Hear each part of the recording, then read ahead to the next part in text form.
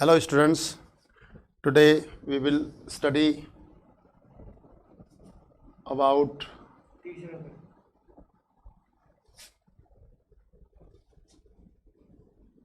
community owned resources. मैंने आपको कल भी बताया था, परसों वाली क्लास में बताया था. Community owned resources, there are resources which are accessible to all members of the community, village, commons. देखो बेटा, यहाँ से आप समझना. देयर आर रिसोर्सेज, कुछ ऐसे स्रोत होते हैं विच आर एसेसिबल, जो कि पहुंच में होते हैं. एसेसिबल मीन्स होता है पहुंच में होते हैं. पहुंच से मतलब जो उपलब्ध होते हैं. To all the members of the community, समाज के सभी लोगों के लिए. कम्युनिटी मीन्स समुदाय, समाज, सोसाइटी, समाज के सभी लोगों के लिए उपलब्ध होते हैं. कुछ स्रोत ऐसे होते हैं जो समाज के सभी लोगों के लिए उपलब्ध होते हैं. किसी एक व्यक्ति के लिए नहीं, किसी एक इंडिविजुअल के लिए नहीं, only for not one individual but for all the persons of the society, सभी के लिए उपलब्ध होते हैं. Are called community owned resources. उनको कहते हैं हम सामुदायिक स्रोत, यानी कि कम्युनिटी रिसोर्सेज. फॉर एग्जाम्पल आप यहाँ पर देखें, ग्रेजिंग ग्राउंड्स, पशुओं के चरने वाले जो मैदान होते हैं. अब जैसे आप के जितने भी कैटल्स हैं, एनिमल्स हैं, ये जहाँ भी गांव में चरते हैं, वहाँ पर जैसे रमेश, दिनेश, मुकेश, सुरेश, जितने भी पर्सन्स हैं, उन सब के घर में एनिमल्स हैं और वो अपने एनिमल्स को चरने के लिए छोड़ देते हैं, सब चराने के लिए ले जाते हैं. तो ऐसा नहीं है उसमें डिवीज़न हो रहा है कि रमेश का ग्रेजिंग ग्राउंड है, ये सुरेश का ग्रेजिंग ग्राउंड है, ये दिनेश का ग्रेजिंग ग्राउंड है, ये इस तरह से है ना. तो ये सभी के लिए होता है. उसमें सभी के कैटल, सभी के एनिमल्स, सभी के जो आप हिंदी में कहें जानवर जो है ग्रेज करते हैं, यानी कि चरते हैं. नेक्स्ट आता है burial grounds. Burial grounds means burial grounds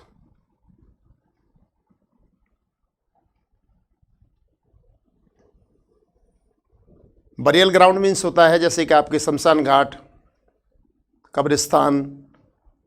अब जैसे आपका शमशान घाट है जहाँ पर आप डेड बॉडीज़ को, कॉप्स को जलाते हैं, या जहाँ पर हम बरी करते हैं, दफनाते हैं, वहाँ पर किसी एक का कोई एक राइट नहीं होता है, किसी एक इंडिविजुअल का, कि हम भाई ये एक हमारा ही बरियल ग्राउंड है, ये एक रमेश जी का बरियल ग्राउंड है, ये सुरेश जी का बरियल ग्राउंड है, ये दिनेश जी का बरियल ग्राउंड है. ऐसा नहीं होता है. वहाँ पर सभी के लिए परमिशन होती है कि आप क्या किसी की डेथ हुई है तो आप आकर के यहाँ पर उसको सेट टू फायर, अर्थात उसमें उसका दाह संस्कार कर सकते हैं, या उसे बरी कर सकते हैं, उसे दफना सकते हैं. विलेज,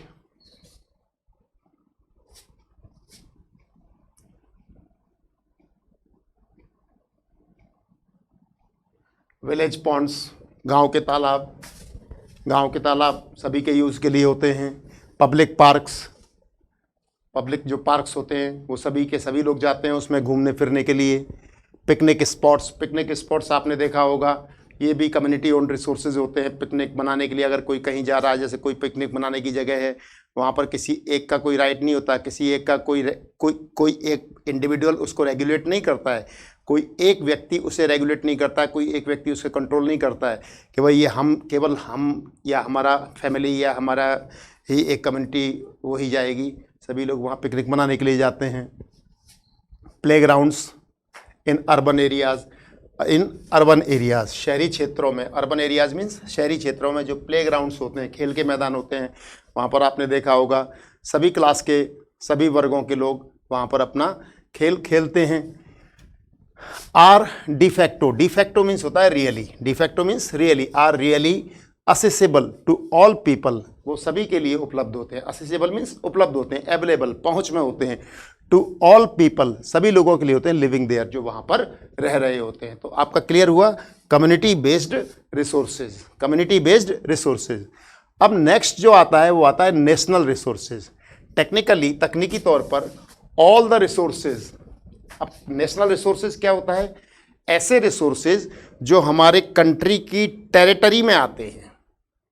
आपको मैंने पहले भी बता दिया था, इन सम अप करके बता दिया था कि कम्युनिटी की टेरिटरी में जो भी रिसोर्सेज आते हैं वो कौन से होते हैं। जैसे ये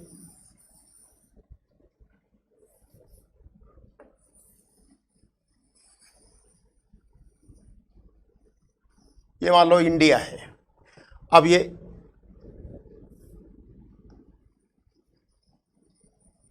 इंडिया है, ये इंडिया की टेरिटरी है, साउथ, ईस्ट, वेस्ट, नॉर्थ, ये इंडिया की टेरिटरी हो गई।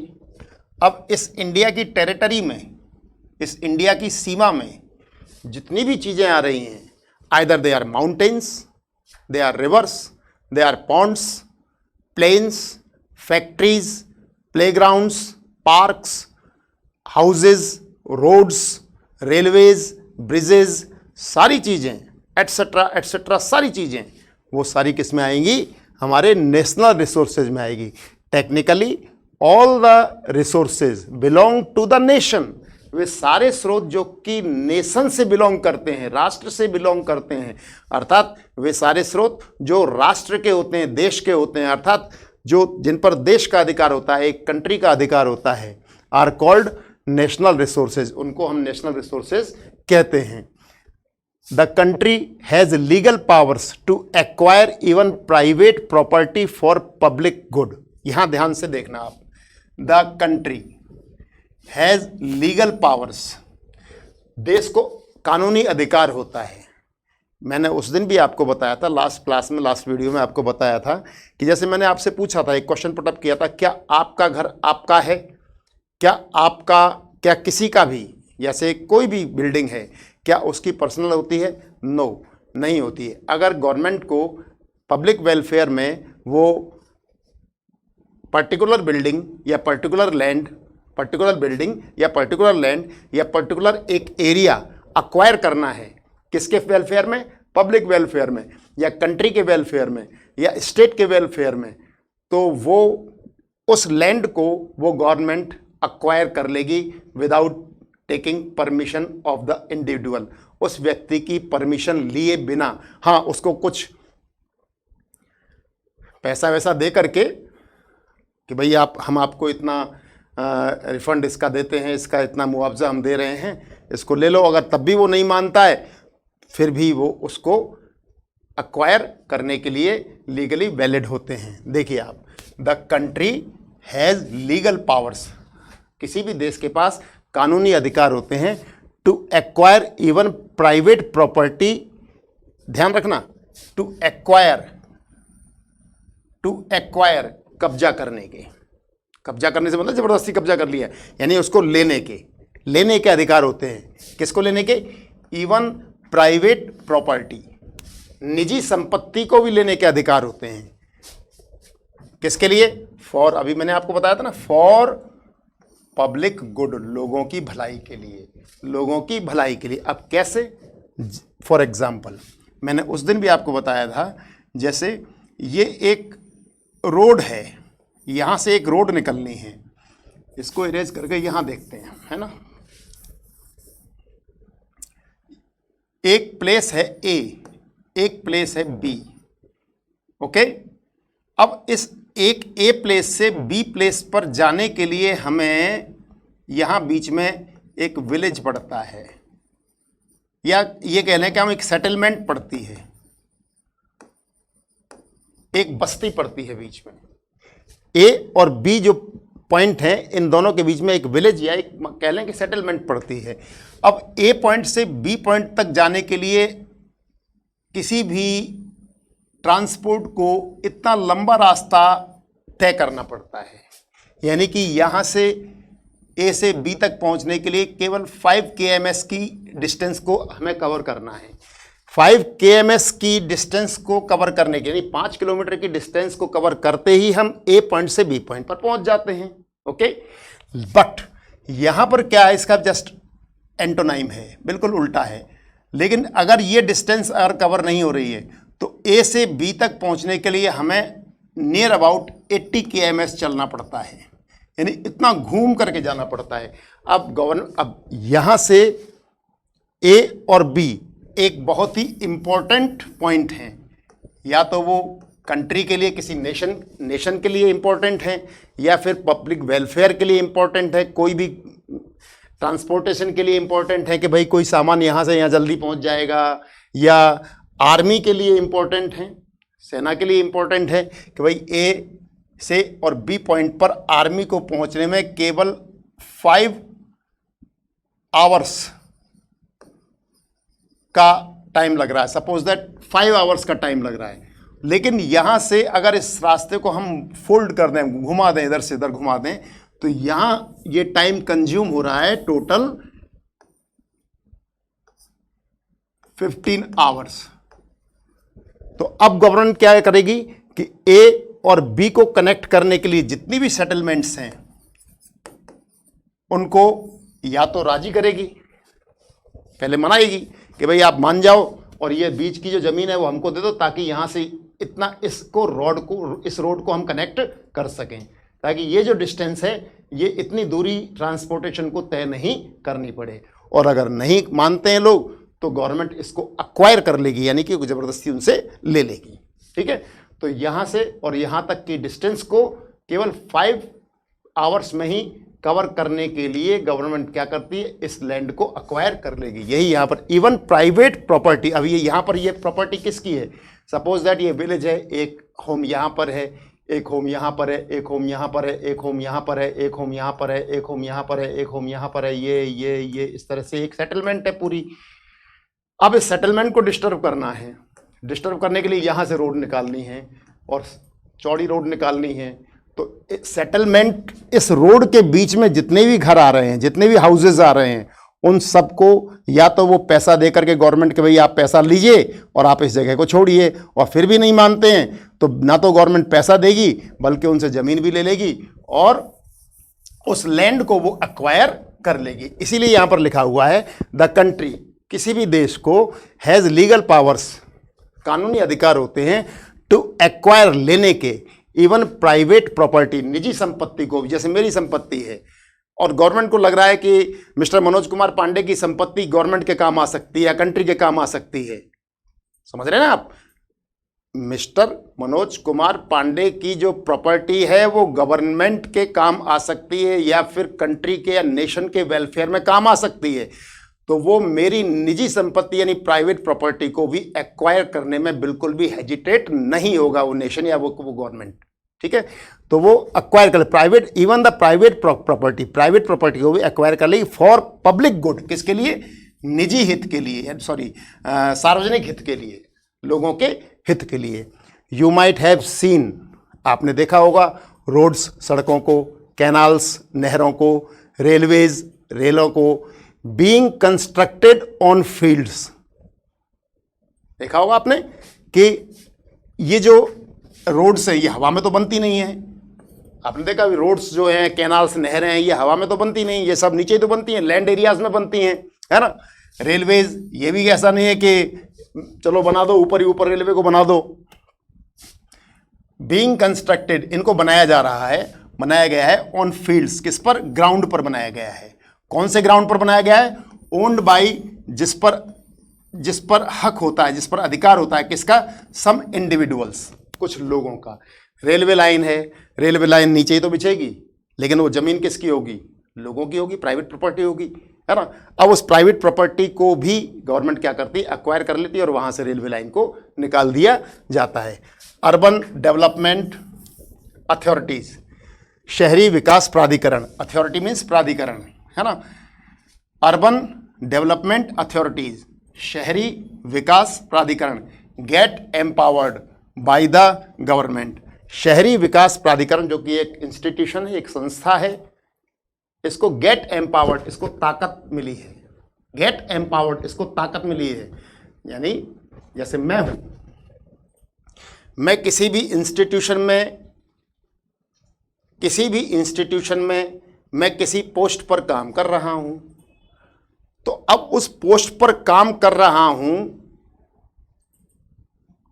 तो मुझे डेफिनेटली किसी ना किसी मामले में इंटरफेयर करना होगा। कोई अब मान लो गड़बड़ कर रहा है उस इंस्टीट्यूशन में, कोई एम्प्लॉय है वो गड़बड़ कर रहा है, तो मैं डेफिनेटली मैं उसमें इंटरफेयर करूंगा, डेफिनेटली इंटरफेयर करूंगा, मैं उसमें हस्तक्षेप करूंगा। जैसे कि मान लो मैं किसी फैक्ट्री में या किसी कंपनी में एमडी हूं, या फिर मैं किसी फैक्ट्री में मैनेजर हूं। आ रहा है आपको समझ में? ठीक है। अब मैं देख रहा हूं कि यार मेरा जो कुछ ऐसे सबऑर्डिनेट एम्प्लॉयज हैं जो गड़बड़ कर रहे हैं, तो मैं उसमें उनके मामलों में इंटरफेयर करूंगा कि भाई आप इस तरह से गड़बड़ क्यों कर रहे हैं। मैं कब कब करूंगा ये इंटरफेयर? जब तक मुझे कंपनी पूरी पावर नहीं देगी, जब तक मुझे कंपनी पूरी पावर नहीं देगी कि आपको ये अधिकार मिलता है, आपको ये राइट मिलता है कि आप इन मामलों में हस्तक्षेप कर सकते हैं। जैसे आपने स्कूलों में भी देखा होगा, स्कूलों में कौन होते हैं? स्कूल वाले होते हैं, मालिक होते हैं। ओके, समझ में आ रहा है? मालिक तो घूमेगा नहीं स्कूल में, पूरे में चक्कर लगाएगा नहीं, तो वो क्या करता है? आपको नेशन वाइज में समझा दूंगा अभी। मालिक क्या करता है? मालिक तो चेयर पर बैठ जाता है जा करके, फिर वो एम्प्लॉयज़ को अपॉइंट कर देता है कि भैया आप इस पर नज़र रखना, और फिर उसके नीचे आप इस पर नज़र रखना, आप इस पर नज़र रखना। तो किसके द्वारा पावर दी जा रही है? ऑनर के द्वारा। आ रहा है समझ में? जैसे कि आप नेशन वाइज देखिए, पीएम होता है, पीएम पूरे कंट्री पर को लुक आफ्टर नहीं कर सकता, तो पीएम ने क्या व्यवस्था की, यानी कि पूरी गवर्नमेंट ने क्या व्यवस्था की है? सीएम बना दिया। सीएम किसकी देखभाल करेगा? स्टेट की। अब एक सीएम पूरे स्टेट को लुक आफ्टर नहीं कर सकता है, तो उसने क्या किया? डिस्ट्रिक्ट वाइज डिवीजन कर दिया। डिस्ट्रिक्ट कलेक्टर देखेगा। अब एक डिस्ट्रिक्ट कलेक्टर पूरे को नहीं देख सकता, तो अब उसमें क्या कर दिया? ग्राम पंचायत को जोड़ दिया, फिर उसको तहसील स्तर पर जोड़ दिया। इस तरह से डिवीजन बांट कर दिया है ना। तो अर्बन डेवलपमेंट अथॉरिटीज, शहरी विकास प्राधिकरण, जो कि शहरों में विकास का काम करता है, उसको गेट एम्पावर्ड, उसको ताकत दी गई बाय द गवर्नमेंट। किसके द्वारा? सरकार के द्वारा। देखा होगा तुमने, आपके शहरों में भी कभी कभी अतिक्रमण हटाओ अभियान चलता है। और क्यों दी गई ये ताकत? टू एक्वायर लैंड, जमीन को अधिग्रहित करने की, यानी जमीन को लेने का अधिकार दिया गया। All the minerals, water resources, forests, wildlife, land within the political boundaries and oceanic area up to 12 nautical miles, near about 22.2 kilometers from the coast termed as territorial water and resources therein belong to the nation। यहाँ आपको समझना है, all the minerals, सारे खनिज पदार्थ, the political with in the political boundaries, with in the political boundaries, यहां समझना आप। मैंने अभी आपको एक मैप दिया था, जैसे देखा ये, अब यहां से समझना आप। All the minerals, water resources, forest, wildlife, land within the political boundaries. देखो, within the political boundary, ये विद इन मीन्स इस देश के अंदर, इस बाउंड्री के अंदर अंदर, यानी कि इसके अंदर अंदर, यानी कि आपका जो मैप है उसको देख लेना, उसके अंदर अंदर जितने भी रिसोर्सेज पाए जा रहे हैं, कौन कौन से? मिनरल्स, वाटर रिसोर्सेज, जितनी भी वाटर रिसोर्सेज मीन्स नदियां, तालाब, जो भी हैं, है ना, वाटर रिसोर्सेज। फॉरेस्ट, जितने भी इस टेरिटरी के अंदर जितने भी फॉरेस्ट हैं, जंगल हैं, वो। Wild life, animals, wild life means पशु, जानवर। लैंड, जमीन, इस टेरिटरी के अंदर जितनी भी जमीन है वो सारी की सारी, है ना। ये सारी किस में आएगी? नेशनल रिसोर्स में। और नेशनल रिसोर्स कहां तक आएगा वो समझना आप। एक बार फिर से देखें कि नेशनल रिसोर्स कहां तक आते हैं। ये पॉलिटिकल बाउंड्री है, ये पॉलिटिकल बाउंड्री है, ये पूरी पॉलिटिकल बाउंड्री। इसके अंदर यहां इस जगह, इतने इस एरिया में जितने भी मिनरल्स आएंगे, खनिज पदार्थ मिलेंगे, वो नेशनल रिसोर्स होंगे, ठीक है ना, यानी कि राष्ट्र के स्रोत माने जाएंगे वो। वाटर रिसोर्सेज, जितने भी नदियाँ, तालाब, झील वगैरह वगैरह, लेक्स वगैरह जितनी भी होंगी वो नेशनल रिसोर्स में आएंगी। फॉरेस्ट, इस टेरिटरी के अंदर जितने भी फॉरेस्ट होंगे वो नेशनल रिसोर्सेज में आएंगे। वाइल्ड लाइफ, पशु जितने भी हैं, चाहे वो आपके फॉरेस्ट एरियाज में मिले हैं या फिर आपके डोमेस्टिक एनिमल्स मिले हैं, वो सारे के सारे किस में आएंगे? आपके नेशनल रिसोर्स में आएंगे। वाइल्ड लाइफ, लैंड, ये जितनी भी जमीन है विद इन पॉलिटिकल बाउंड्रीज, इस पॉलिटिकल बाउंड्री के अंदर जितनी भी जमीन है वो सब किस में आएगी, नेशनल रिसोर्स में। और इसके अलावा कौन सी जमीन, एंड ओशियनिक एरिया और महासागरीय क्षेत्र, ओशियनिक एरिया मीन्स महासागरीय क्षेत्र, up to 12 nautical miles from the coast. देखिए अब इसको समझो, देखो ये आपकी बाउंड्री, पॉलिटिकल बाउंड्री हो गई। आप अगर आप इंडिया का मैप देखेंगे और साउथ सदर्न एरिया देखेंगे, जैसे आप नीचे उतरेंगे, डिसेंड करेंगे, नीचे की तरफ डिसेंड करेंगे इंडिया में, तो आपको यहाँ पर दिखेगा बे ऑफ बंगाल, यहाँ देखेगा अरेबियन सी, ओके, यहाँ दिखेगा आपको इंडियन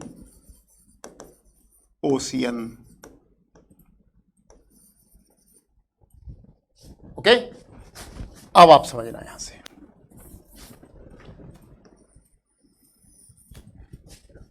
ये एक सी कोस्ट हो गया, ये आपका सी कोस्ट हो गया।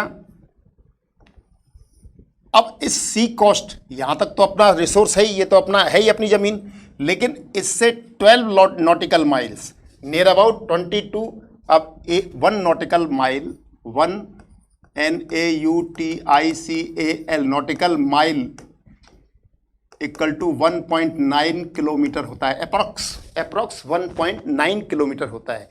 अब इसको आप मल्टीप्लाई करके देख लेना, है ना। देखो आप, ये सी कोस्ट, यहां से ये आप, मैं यहां से एक बाउंड्री खींच रहा हूं, देखो ड्रॉ कर रहा हूं एक बाउंड्री, ये सपोज दैट ये जो एरिया है ये हो गया 12 nautical miles, 12 nautical miles, 12 into 1.9 आप कर दें, नियर अबाउट ये आएगा 22.2 या 22.8 किलोमीटर। यानी कि इस कोस्ट लाइन से यानी समुद्री तट से 22 किलोमीटर का जो एरिया है, 22 किलोमीटर, इस समुद्र तट से 22 किलोमीटर का एरिया ये हमारा है। यानी इस एरिया में जितने भी मिनरल्स, रिसोर्सेज, ओशियनिक रिसोर्सेज यानी महासागरीय स्रोत जो मिलेंगे, उस पर उस नेशन का राइट होगा, ओके, ठीक है। From the coast term as territorial water and resource therein belong to the nation. अब ये जो यहाँ पर ये जो एरिया है, ये वाला एरिया, यहाँ पर किसका राइट बनता है, इस नेशन का। अब एक बार फिर से मैं रिव्यू कर रहा हूं इसको, अगर समझ में नहीं आया दोबारा आप देख लें। ये कोस्ट लाइन से 22.2 किलोमीटर्स, ये अभी एक इंटरनेशनल रिसोर्स और आएगा आपका, उसमें भी समझाया जाएगा इंटरनेशनल रिसोर्स में क्या होता है, ये देखना है आपको। देखो ये 22.2 किलोमीटर्स यानी कि near about 12 nautical miles, 12 nautical mile, ये इस कंट्री यानी इंडिया की रिसोर्स में आएगा पूरा का पूरा, ठीक है। अब आप देखें, इसी को हम इस तरह समझते हैं इंटरनेशनल रिसोर्स। ये क्लियर हो गया आपका, international resource. There are international institutions which regulate means control some resources. देखो बेटा,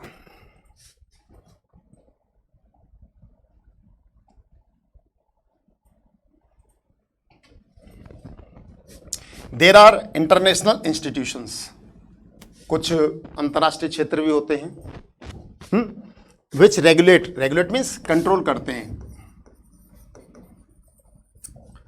सम रिसोर्सेज, कुछ स्रोतों को, यानी जिन पर कुछ ऐसे स्रोत जिन पर ना तो किसी कंट्री का, किसी नेशन का राइट बनता है, किसी भी नेशन का राइट नहीं बनता, उस पर इंटरनेशनल राइट होता है। देयर आर इंटरनेशनल इंस्टीट्यूशंस, कुछ इंटरनेशनल इंस्टीट्यूशंस होते हैं विच रेगुलेट, जो कि नियंत्रित करते हैं, सम रिसोर्सेज, कुछ स्रोतों को। अब ये इंटरनेशनल रिसोर्स कहाँ मिलते हैं वो देख लेते हैं हम। देखिए बेटा, एक बार फिर से उसी नक्शे को हम ड्रॉ करते हैं, उसी मैप को ड्रॉ करते हैं। मैंने बताया था 12 नॉटिकल माइल, ये हमारा एरिया हो गया पूरा, ये इस कंट्री का रिसोर्स हो गया यानी इंडिया का। ओके, अब इससे यहां देखना आप, हाँ, the oceanic resources beyond 200 nautical miles of the exclusive economic zone belong to the open ocean and no individual country can utilize these without। अब इस लिखे हुए को छोड़ो, मैं वैसे समझाता हूं आपको। देखो, ये आपका 12 nautical mile। अब इसके बाद आफ्टर दिस ये एरिया, ये 200 किलोमीटर्स तक, 200 नॉटिकल माइल्स तक, सॉरी 200 नॉटिकल माइल्स तक, यानी कि 12 नॉटिकल माइल ये और 200, इसके बाद 200 नॉटिकल माइल और एक्सटेंड कर दें इसको आगे, 200 नॉटिकल माइल और एक्सटेंड कर दें, ये होता है एक्सक्लूसिव इकोनॉमिक जोन। ठीक है, ये भी इसके अंडर में आएगा, इस कंट्री के। और इसके बाद जो भी आपका वाटर बॉडी होगा वो आएगा आपका इंटरनेशनल रिसोर्स में। यहां पर किसी भी कंट्री का राइट नहीं बनता है। यहां पर अगर आपको कुछ लेना है, किसी भी कंट्री को कुछ लेना है, तो आपको यूनाइटेड नेशन से परमिशन लेनी होगी। This is the end of international resource। Tomorrow we will study about on the basis of the status of development। So till then, goodbye।